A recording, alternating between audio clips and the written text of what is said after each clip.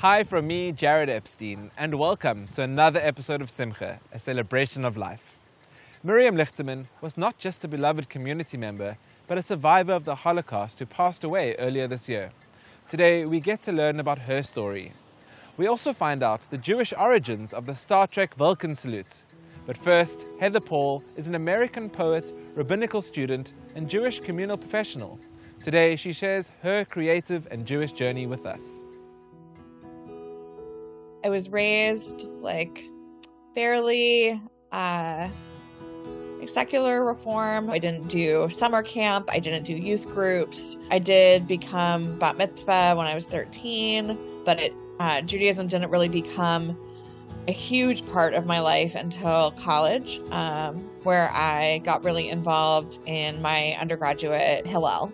And that's where I found a lot of my Judaism, was in that Hillel. Hillel is an international organization that has chapters on different college campuses all over the world.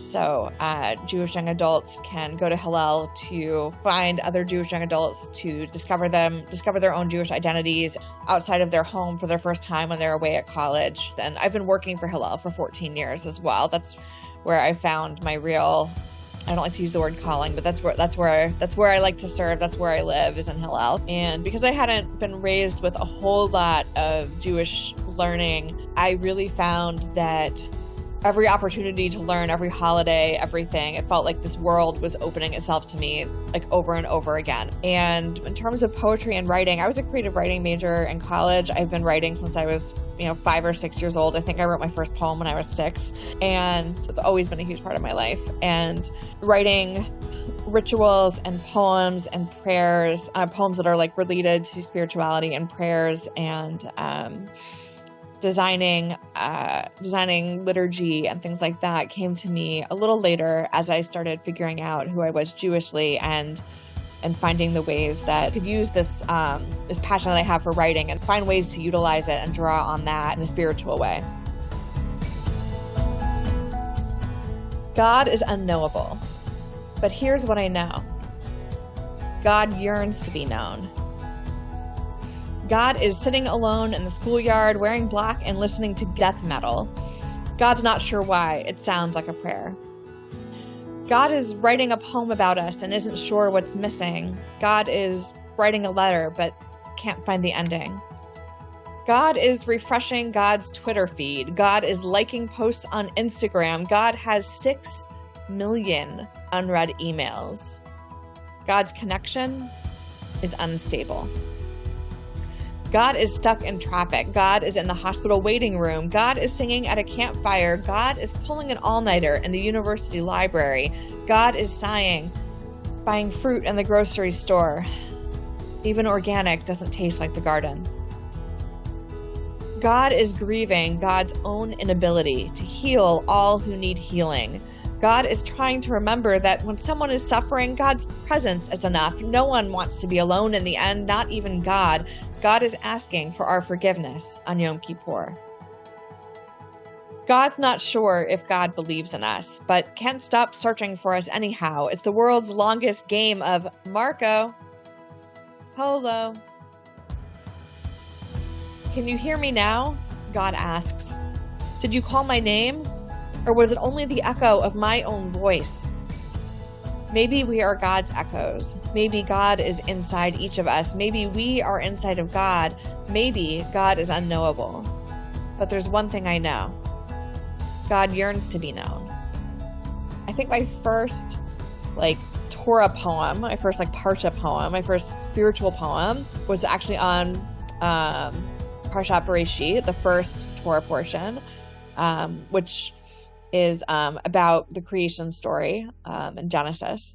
I don't remember exactly what sparked it, but I wrote this poem called History of Loneliness. So that was sort of the beginning of where I started engaging my Jewishness and my creative writing background together.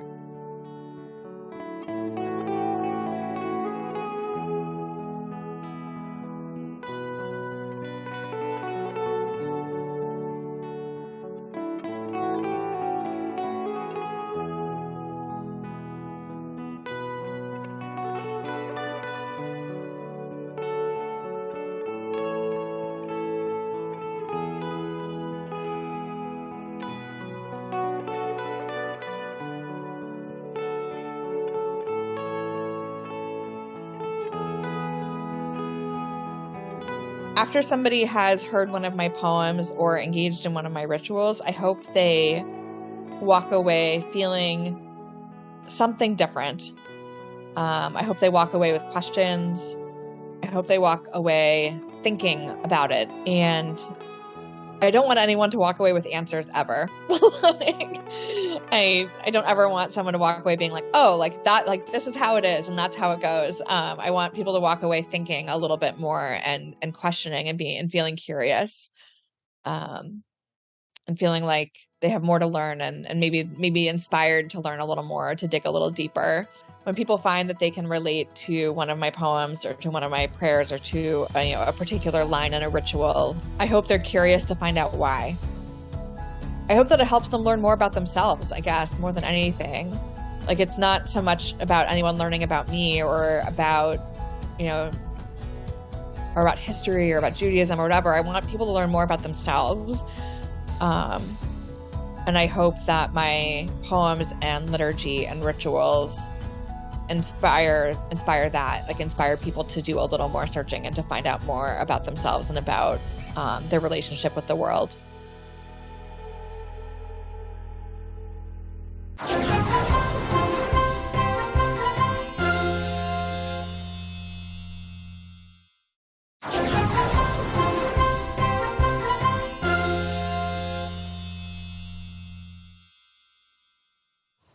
We are the last generation that has the privilege of meeting Holocaust survivors. Miriam Lichterman was a survivor who passed away earlier this year. Born and raised in Warsaw, she eventually settled in Cape Town, South Africa. Her sons Ivor and Joel share who she was and the legacy she leaves behind. Mom was born in Warsaw in September 1922. When the Second World War broke out, September 1939, she was a high school student. She was finishing her schooling year. She had one more year. She was one of three siblings. She had an older sister and a brother. She was incarcerated in the Warsaw Ghetto. She managed to get her ID papers forged to make her a year older, so she could get a work permit, which was a lifeline in the Warsaw Ghetto. She managed to get work until she was captured during the Warsaw Ghetto uprising. Eventually, she was shipped to 5 concentration camps, 5. And death touched her shoulder in each of those camps multiple times. Miraculously, she survived each time. First, she was shipped by cattle car to Majdanek, from Majdanek to Birkenau to Auschwitz to Ravensbrück to Malchow, where she was liberated. The Russians came in, the Germans ran away, she was liberated, and slowly by foot she made her way. It took her weeks back to Warsaw to start to look for family and to start to revive, to live again. In Warsaw, standing on a line for food, for money, for clothing, my father, who had already arrived 6 months before my mother, having run away from the death march in Auschwitz in December 1944, he escaped into a forest, survived, made his way back to Warsaw. He spotted my mother on this line. She was very beautiful. He pulled her out of line. They started chatting. Anyway, my parents dated, if you can call it dating, and a few months later, they were married. And my father went to London, where he got a permit to conduct services in various synagogues that didn't have cantors, and they collected money for him, so he had money to buy food while my mother waited for him in Brussels, in Belgium. She couldn't get a permit to come to London. Took 6 months while my father applied for a visa to come to South Africa to be the cantor in Benoni. They arrived in Cape Town, obviously by sea in those days, 14, 15 days. They were greeted by this long line of dignitaries, went on the train to Benoni, and thus began their career. My dad was then appointed the Chazan of the Friedrich Schule in the middle of 1950, when Dad, took the position of senior Chazan of the Friedrich Schule, Beit HaMidrash HaChadash it was called. So that's how mom and dad really formed the essence of their South African life. My father and mother raised my brother and myself in an Orthodox, religious, moderate, modern home from the time we were born. So I grew up in a very loving, very Jewish household filled with Jewish music, Jewish love, Jewish values, Torah, and imbued with a lot of Judaism. Given my parents' backgrounds, both my mom and dad were Holocaust survivors. I think my parents, particularly mom, tried their very best to keep their Holocaust trauma and experiences out of our lives as young kids. Mom was such a huge, larger-than-life figure, beautiful outside and inside, a heart of gold, a passion for life, passion for Judaism, passion for people, passion for Torah, which is Judaism, passion for the synagogue, for cantorial music, synagogue music, passion for us, my father, my brother, myself, her grandchildren, her great-grandchildren, and her passion for the Cape Town Jewish community. And then mom spent over 70 years in Cape Town, a community that she had many opportunities to leave. My brother and I begged her to move to America to be with us, be with her great-grandchildren. She refused. She says, I'll never leave my Cape Town again. That's it. I'm not running anymore. The interesting thing that mom would speak about, and she was very, very clear and consistent all through the years, was the idea of non-hatred and tolerance. Having lost virtually her entire family and my dad, his entire family, the one thing that bothered our parents greatly, particularly mom in the later years, was how inter-family arguments would split families apart. One part of a family would not speak to another because of some grudge that happened to exist between parties 25 years ago. And having worked so hard during their lifetimes to try and create a sense of family in the broader sense for us, this was something that really bothered my parents. And in fact, that my dad was often, and sometimes mom too, was often a mediator in trying to settle family differences. Sometimes very successfully, at other times not. My dad was a mentor to many, particularly young men who then became very successful professionals. They seemed to seek out my parents for some sort of advice, for some sort of affirmation of what they had chosen in their careers or in their life's paths.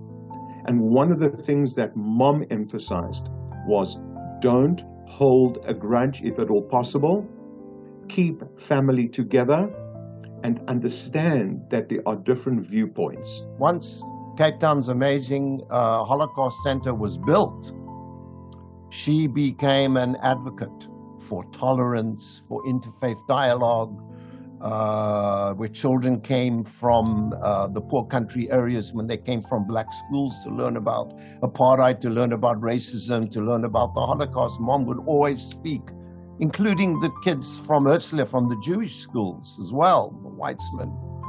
She would become a very frequent spokesperson telling her story, but she would always end with a message of hope, of optimism, of positivity for Jewish groups, staunchly pro-Jewish, obviously, but for tolerance and for making the world a better place, and that hatred and violence and racism has to be combated everywhere where it is, from Cape Town to the other ends of the world. She always propagated this very positive message to her dying day. So did mom leave a legacy in terms of Holocaust education? Absolutely. My parents' legacy and example and the way they lived their lives was such a powerful example to Joel and to me to emulate. Very, very powerful. And it's one of the reasons that my brother and I both became cantors, to carry on the message, to serve the Jewish community, to keep the music of the synagogue strong and alive, the traditional classical sound of music which was almost wiped out during the Holocaust, during the Second World War. And my brother and I, our entire careers have been devoted to that same ethic that both our parents stood for.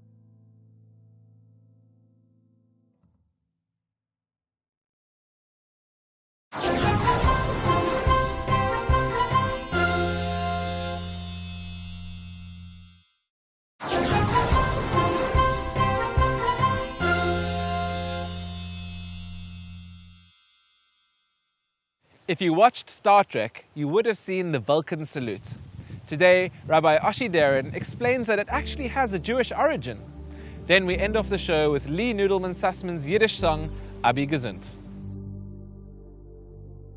So how many Jewish emojis are there on your phone? There's 3, right?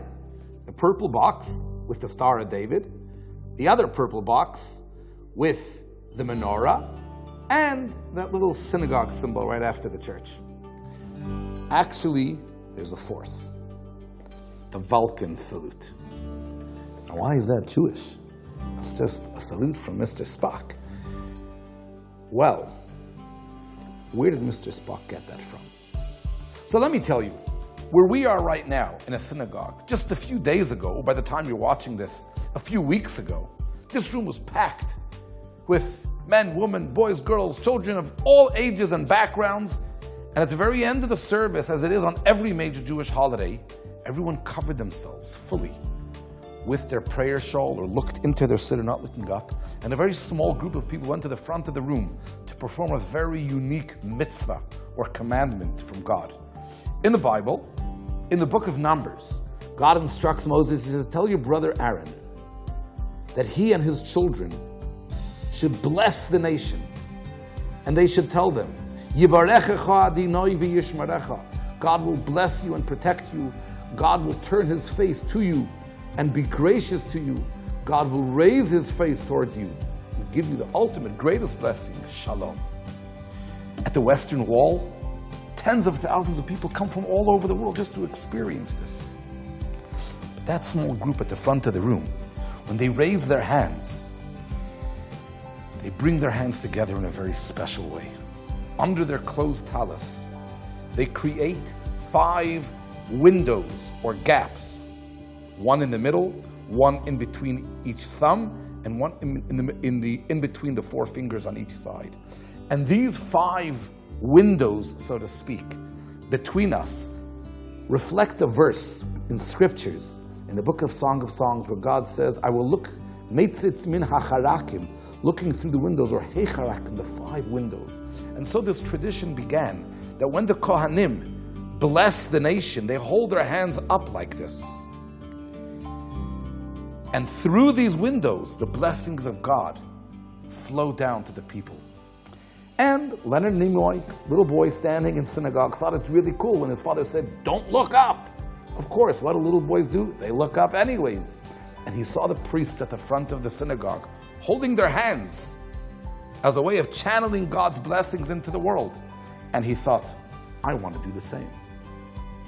Aaron, the brother of Moses, was of course designated as the first Kohen, priest, or high priest in his instance, and his children and grandchildren for the rest of time up until this very day all carry that status of the biblical priest and are therefore obligated to do this commandment to bless the people with love. Yiddish songs give us insights into what Jewish people felt and thought all these years ago. Hold on to your Yiddish mother, they said, and cherish her while she's still around. And in our final song, Abi Gesund, we are told perhaps what some of life's treasures are. Just a bit of sun and a bit of rain, a good laugh once in a while, and a little schnapps, a little drink with your friends.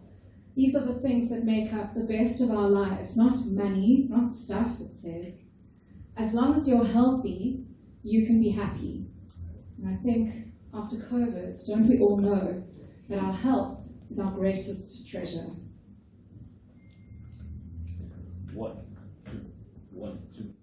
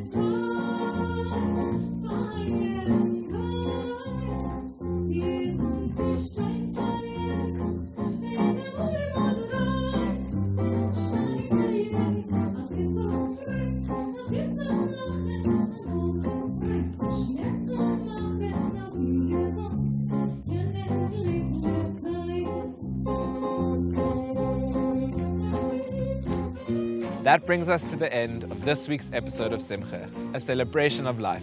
As always, we would love to hear from you, so please send us a Facebook message at Spirit Sister Productions. From me, Jared Epstein, and the Simcha team, remember this from Holocaust survivor and author Elie Wiesel. Above all else, have faith. Drive out despair, and you'll keep death away from yourselves.